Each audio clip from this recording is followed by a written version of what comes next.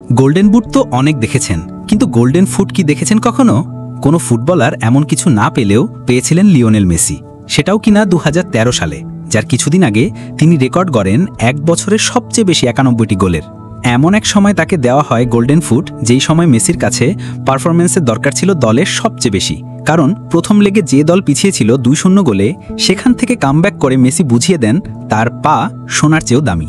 তবে কি হয়েছিল সেখানে? কেনই বা তাকে সোনার পা উপহার দেওয়া হয়েছিল? জাপানে প্রায় সময়ই সুনামি, ভূমিকম্পে সবকিছু ভেসে যায়, তেমনি 2011 সালে সুনামিতে ক্ষতিগ্রস্ত হয়েছিল তারা।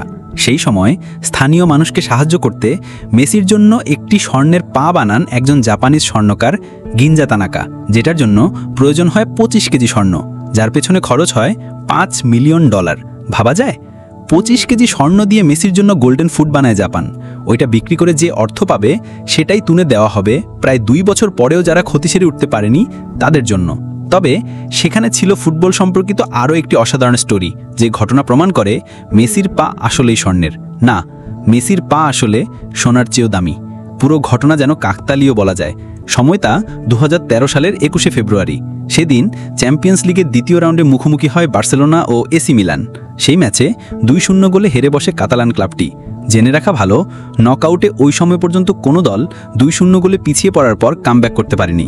সেই ঘটনা 2 সপ্তাহ পার হতে না হতেই জাপানিজ স্বর্ণকার মেসির জন্য 25 কেজি ওজনের গোল্ডেন ফুট তৈরি করে হইচই ফেলে দেন।